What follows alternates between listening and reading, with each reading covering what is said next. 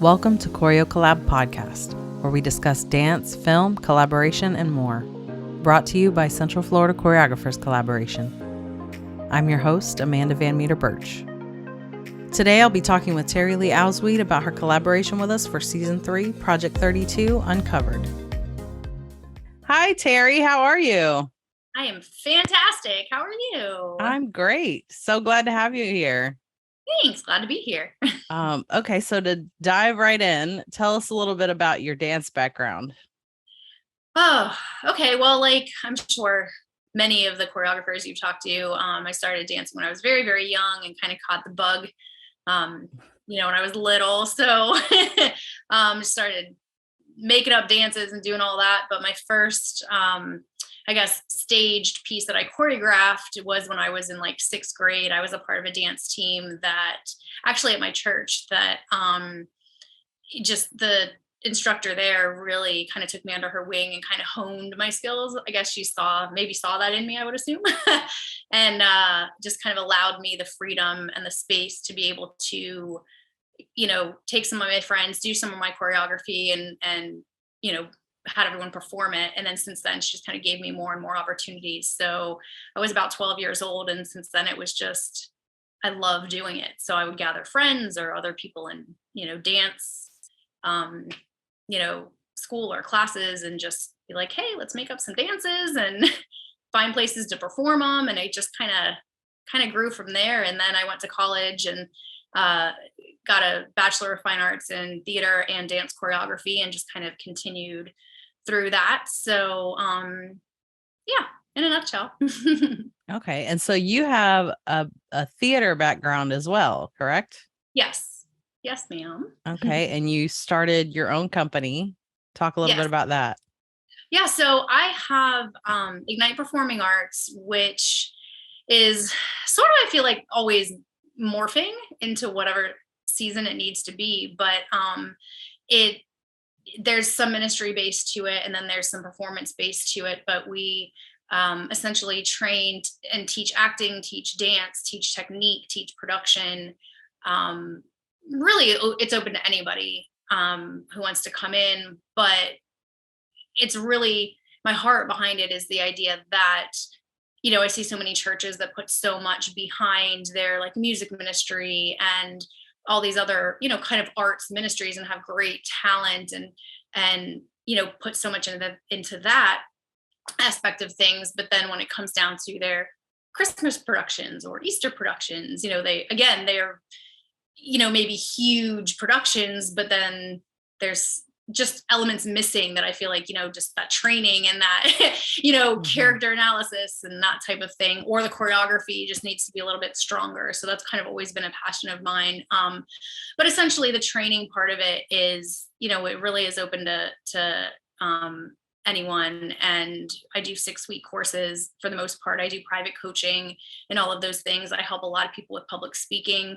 They don't really understand that acting kind of can correlate to that as well and help with that as well. And then aside from that, we also perform and do workshops and teach in the community as well as different churches and different events. So, yeah. It's something I wish that there was more concentration of in the dance world, because essentially, I think a lot of those acting skills can really help dancers sort of connect to that emotional side of what a choreographer may be giving them, even if they'd maybe not have the experience to back it up. Yes. Yeah, absolutely. It's interesting to me because I do feel like there's often a disconnect between, kind of dance and acting where there shouldn't necessarily be a disconnect. It should be a lot more well-rounded. And obviously you have your triple threats that sort of, kind of connect all of it. But when you have like just a dancer or just a dance major or even just an actor or just a theater major or something like that, the same is flipped. You get actors who don't understand the importance of like body awareness or movement, on stage and don't know kind of what their body's doing or what it's portraying. And then, like you mentioned, as far as, dancers as well, being able to connect the emotion. It's not just about the moves, but it's about how are you telling the story? If you have a dark piece, you could have great choreography, but if it's if you're not feeling the weight of it or being able to connect to it, then the choreography really doesn't come to life without that. So I agree. Yeah, absolutely. Very important. Okay, so to dive right into, let's talk a little bit about your project. Mm-hmm. Tell us about that. Oh, well, I have to laugh at this project. Not because it's a funny project. I know that sounds odd, but the process of it, I've nothing surprised me about it or anything like that. I've done production for years. I understand the importance of being able to shift and be flexible and that sort of thing. But I started out, without getting into too much, I could do a whole session on just everything that this whole thing went through. But it definitely started out very different as far as the concept and the idea. But I had original music, I had dancers in place, I had a location, I had all of the things. And kind of one by one, those things sort of started disappearing for random reasons.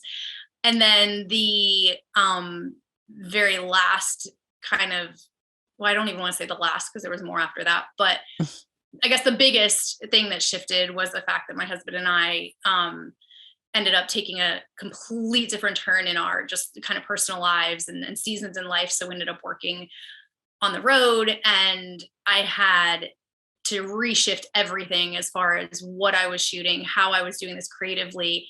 And the craziest thing I think about it was that when I knew that I was going to be shooting it, we were waiting for a job that we had. One, we did not know if we were actually going to really have the job. And two, we weren't exactly sure even if we got the job, we didn't know at all where we were going to be going. We were just waiting for the call to be like, you're going to this location. And so I could not plan anything as far as like, who do I have? What does the location look like? Where am I going to film? I had no visual. And so even when it came down to trying to pick music or even come up with a vision, I was just kind of in this place of like, I have no idea what I'm going to like be given. So, so the way that project actually came about to be as it is now was, we kind of got our job assignment, and it was in a town I'd never seen, never knew, never heard of, never been at, in the middle of the Midwest, didn't know anybody. And we were staying in an RV, and I'm like, okay, that gives me something. Instead of thinking all these things that I don't have dancers, I don't have music, I don't have, a location. What do I have? Well, I have an RV. So let's work with that. And so I started with that. And it actually, my original thought for it was actually a comedic piece that I was really excited about. And that's kind of where the time signature of the clock came from. I'm not going to say what I thought it was because I might do something with it later, but it was going to be a really lighthearted, like comedic, fun piece. Well, the problem that I saw with that was where we were at in the Midwest, the sun, like it was the middle of July in the Midwest, almost to the next time zone. So it did not get dark until about 11 o'clock or 11:30 at night. Mm. And I had no lights, no special different equipment. So or any way to even black out to shoot during the day. So I was like, well, I can't be shooting at 11:30 at night with my family sleeping in the RV, So again, probably the night before I had to switch everything. And it was one of those things where, I have to laugh as we're talking about it. This is why I said I have to laugh at this project, because it's one of those things that I can plan and plan and plan and plan. And God's like, I want you to do this because I need you to sort of deal with this in your head. And I'm like, but I don't want to deal with that. So that's really where it ended up being born, where it was kind of like, I feel like I was sort of, I wanted to do all these creative things and I had all these visions and I had all this stuff in place, and God was like, no, there's some things that we need to deal with. And if this is how we're going to deal with it, then this is how we're going to deal with it. And he's done that a lot for me in my choreography, where he'll give me an opportunity or put me in a place to choreograph a piece or a song that maybe somebody gives me, where I have to be vulnerable and address things that I maybe don't want to address or I'm not addressing in another way, if that makes sense. So ultimately, I know that's a lot leading back to this, but that's ultimately what it came down to was, it's like, we're going to tell this story. We're going to, not only are you going to face some of these things that you're feeling that you don't realize you're feeling, but you're going to address it. We're going to present it. And there are other people who are feeling that too. And so that's really where it came from. And I shot it, again, in the RV in a couple of takes, because it was one of those things too, whereas I kept trying to actually do choreography for it, like stage choreography, which again is what I normally do. It would kind of lose the emotion, and like we talked about, there would be a disconnect. And so it was kind of like, okay, God, I was like, okay, God, what do you want me to do with this? And he was like, go for the attention, go for the emotion, and pour it all out. And, and so that's just kind of what it had to be. And it's really, I shot it a couple of times. It was all improv. And it got to a point where after a few times of shooting it, again, it just was getting stale and it was getting not as real. And I'm like, okay, I have to cut it. I have to be done with it, because I'm just kind of grinding it into the ground, and now it's becoming fake and it's not telling the story, and it doesn't have the emotion and the connection that I want it to do. So essentially, I think we did like maybe 3 shots. It was all one take, one camera, no special lighting. And I just had to let it rest and let it be what it was supposed to be. And I guess my hope really behind it is the fact that there's so many people who are dealing with things that we don't know, and there's so many people who are turning to other things, which is why I added the blanket into it. It is that symbol of a security blanket. And that idea of like, I people who can't get out of bed, or don't want to, or maybe they want to, they have the desire, but it's just too much for whatever reason, or whatever it is that's weighing down. There's no hope. They feel that they can't make it. And first, I guess the first thought is, one, it's okay to feel that way. It's okay to go through that. But the second thing is, don't feel like you're alone in it, and don't feel like it's completely hopeless. Just don't stay there. Reach out for help. Know that there's somebody, even if you don't feel like you have somebody that you can call, know that like, that's why Jesus came. There is somebody, whether you believe in him, whether you don't believe in him, whatever you think of him, try it. Try him, call out, reach out, and there is hope. And so, yeah. So we'll let it rest right there for all of that. Yes. Very deep message, very positive message. But so the project, we watch you kind of go through this emotional struggle. It's very simple movement, but I think even more than the movement as a dance, it's more, it almost seemed more of a monologue, but without words. And yeah, and I think it really did come to that. Which, it's so funny, you do projects like this, or I think any sort of creativity, and you look back on it and you're like, is this going to be good enough, or this isn't right, or this isn't good, or, you're your own worst critic. And then, especially with a piece like this, the enemy comes in and is like, is just like, well, you're not even a dancer, and that's not even enough dance to it, and it's supposed to be a dance film. And, you hear all these things, and I'm just like, it has to be what it is. This is what it is, And so it is very much of sort of a monologue with movement. But that's another actually element of it where you want to talk about kind of pushing limits and being limited and kind of overcoming limits.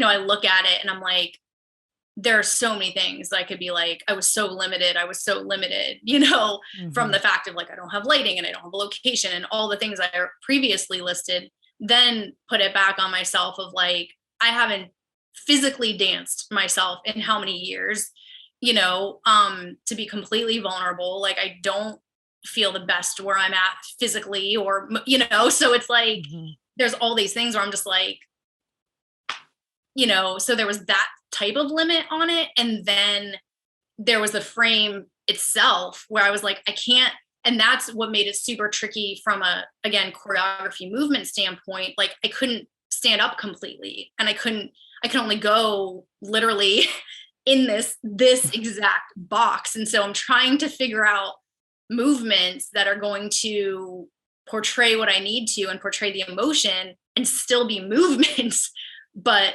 without going past these blocks. And so so I there wasn't a lot of dance moves as you expect to see from a dance film, but that's kind of all part of it. So but I think that was sort of intriguing about it was that we watch you sort of from the start of the piece to the end of the piece sort of go through this emotional journey, and that's what was highlighted was very much what the character was feeling and what they were going through internally versus this grandiose movement inside a box. yeah and I'm intrigued to see like within the full dance film, just seeing clips of all the other ones. And again, even just clips and comparisons of what was in my head for what I originally wanted to do, scaled down to what this was. And I'm not concerned.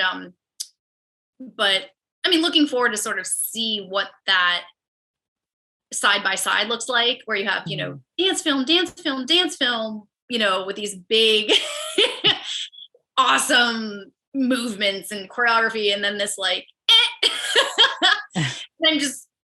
I pray that it doesn't kind of get squashed like it sort of feels like a lot of times. But I'm intrigued to sort of see how that pans out, I guess. Well, and I think that some of the films, this goes for any of them, some of the films are for certain people and some of them are not for other people, and that's going to be the case with any of them.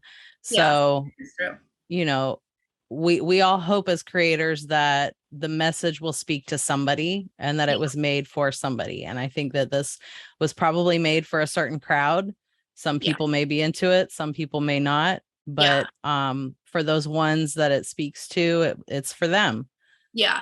And that's what ultimately, when it was finished and when I sent over the final, you click it over and you see it uploading, you're like, okay, that's it. Like that's done, it's done. Like, and that was my thought. I'm like, somebody needs to see this and hear this, somebody. And that's the reason that it was created. And so, it's really not about me or even kind of what I felt or what I, struggle with or have struggled with, but just it's out there, it's for somebody. And I pray that it brings hope. And the end of it too, how I chose to end it was, it's not even just all this like super happy ending and everything's okay. It's just, again, it's just that message of like, it's okay to feel that, just know that you're not alone and don't stay there. So, the blanket's gone, she's sitting upright and there's hope. And that's really the end, is there is hope. So you don't have to have it all figured out. And it doesn't have to be all pretty bows and rainbows, immediately, but there's hope. And so I just pray that somebody, whoever needs to see it, that it can touch them and do what it needs to do. So it's what we do with art, right? We put it out there in the world and we're like, that's okay. Right. How's it going to do? Yes. There's always that brace for impact. I have to share a funny story though. So we were watching the films back last night, and I do it here at home on my computer with my family, so they watch them too. And Ari was watching it and it was on yours, and he was like, talking about your husband when your husband came in, He was like, is that the actor that played Thor? Yes. He gets that so much. He gets that so much. And it's funny, he actually did play it's Chris Hemsworth who's that actor. Yes. And we did a production once where Chris, my husband, actually played Chris Hemsworth. Oh, like, so it was this whole like, yeah, so it was really funny. But and then we did dress him up as Thor one year for something else. So yeah, he gets that a lot. So that's great. Jesus and Thor. You get the two. It's like, is that right. Jesus? Is that Thor? Yes. Like, one or the other. I don't know. So I love that. I love hearing that. So we talked a little bit about why, if this was what you expected. Obviously, from start to finish, you started out with this very high volume production that was completely shifted into raw, like it is what it is, which it's funny how that works out. It's like night and day, like what's that quote that talks about if you want to hear God laugh, tell him what you have planned. Yeah. That was the quote for this. Yes. But that's the thing though, that is the quote for my life. I feel like, seriously. It's like, I feel like every time, like if I try to hardcore plan something from anything, parties, vacations, doesn't matter what it is. If we're like, we make plans and we're going here at this time, like it is always shifted completely last minute. It's been like that my entire life. So that's why I guess I'm like, that's why I have to just laugh at it, because I'm like, yeah. That's about right. But it is funny now that we're talking about it too. And I'm, the word kind of simplification, pops in my head, and which is really what it did. Cause you're right. I did have a production, planned, and this got completely simplified and totally just stripped down. And I'm looking back at it, and I really feel like this year, from even the beginning of the year, I feel like that's sort of been a theme for our family, like in general, with everything, just simplify, get back to the basics. And so it is kind of interesting that happened with this film too, because I didn't connect that. But yeah. That's funny. So how'd you get involved with CFCC? Oh, that is a very good question. Now I have to think back to that. So I was I believe I was in the Facebook group, the Central Florida, no, it's not Central Florida. It's probably Dance Teacher Choreographer Network. Yes. And honestly, to be completely honest, I don't even know how I stumbled on that one, but I joined that one because I wanted to start kind of, connecting more with people here in Florida. I lived in New York for 12 years. And since I've been back in Florida, I just feel like I haven't found my tribe. So I was like, let me just kind of reach out and kind of get back into that, kind of world again. And so I'd seen and I'd heard about the Central Florida Choreographers, group. And I was like, oh, okay, well, that's right where I'm at. So let me just kind of see what that's all about. And, and I remember even that sort of being, I didn't know what it was. I had no idea. I was just kind of like looking, for information. And like, honestly, when I reached out to you about it, I was just kind of like, cool, this is a network of people who are in Central Florida. They're dancers, they're choreographers. Like, okay, this could be my tribe. And I just kind of thought that's what it was. And then it was like, oh, we can do this and this and all these projects. I was like, okay, even better, So, yeah, but I think that it was really just through that, just really through Facebook and through groups and just sort of connecting on there, which is fun because I've joined, groups before and different things and just never really saw much value to it. And I can honestly say, even just that whole dancer and choreographer network in general has brought so much value. So thank you for that, because it really has been great on so many levels. I mean, I've gotten jobs through it. I've met some great people. I've gotten some good information. Like, it's just been a really great place. So again, this stemmed from that as well. So thank you. I'm so glad to hear that. Yeah. I love getting feedback from like about that group. Yeah. It's a funny backstory. A lot of people don't know that I started the Dance Teacher Choreographer Network back in, gosh, it's like 2010. It's a really old group. It was one of the first networks for dance teachers and choreographers that came out. And yeah, it just sort of boomed, and now it's like one of the bigger ones on Facebook. And I'm always getting great feedback from people saying that it led to jobs for them and these connections and things, and they found dancers. And so I'm always grateful to hear that from people. Yeah, it is. It's really been awesome. So really appreciate it. Thank you. Awesome. So what's next for you? I feel like that's a loaded question too, because well, we're coming off the road. Just kind of really seeing what the next season for, my family is as well. And we're looking at Christmas production, doing some stuff for Christmas. So, kind of gonna start getting into brainstorming mode for that. Oh, sorry, I just shook my whole computer. Sorry. So getting some creative brainstorming and everything for that. And then really focusing, I think, more on Ignite and really doing, just really focusing on that. Probably more performances, more teaching. I feel like now my husband has a lot more freedom to kind of help me with that as well. And my husband is the one that was in the film as well, the one that looks like Thor. And so we have a lot that we want to do with Ignite. And now that we're off the road, now that our seasons have shifted, and we can actually sit together and be like, okay, what do we want this to really look like?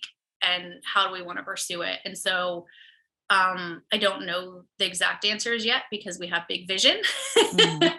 And, we'd love to do more conferences at churches around the nation. We'd love to even just perform. We actually have a performance coming up in the day after the film fest. Actually, we have to be in Eustis for a performance for Veterans Day. So we're performing there for that.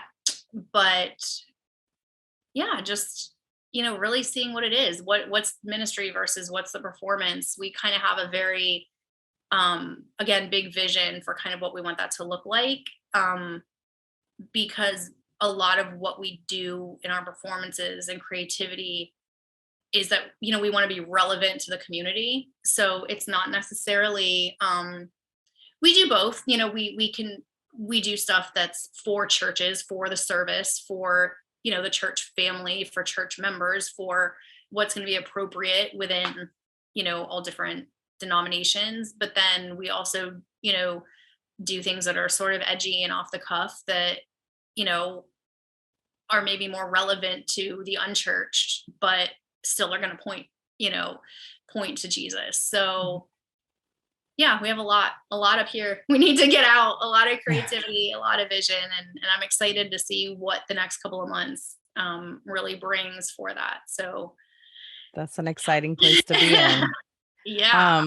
So you guys are based out of Daytona. Are you back in Daytona now? You're not on the road anymore. Right. Yep. You're home based. Okay, cool. Yep. So how can people find you? Ignite Performing Arts, igniteperformingarts.com is our website. That's always, an easy way to reach out. We're also on Instagram at Ignite Arts Florida, Facebook at Ignite Arts Florida. Those two are probably the best ways to reach us, and the website as well. So, and info at igniteperformingarts.com, is the best email that comes directly into my inbox as well. So. Yeah. Awesome. Well, it was great chatting with you today, Teri. Thank you. You too. It was awesome. Enjoyed it. I'm so glad. And I look forward to watching the rest of your journey, especially with Ignite Performing Arts, and seeing what that flies into and what God turns it into. Looking forward to a lot of good stuff for you guys too. And looking forward to the film festival. And me too. That was Teri Lea Ahlswede, Season 3 choreographer with Central Florida Choreographers Collaboration. You can see Teri's project along with dozens of other films in ChoreoCollab Film Fest 2022. ChoreoCollab Film Fest 2022 is screening online until November 20th exclusively at ChoreoCollab.com. We hope you'll join us next time. Keep creating, friends.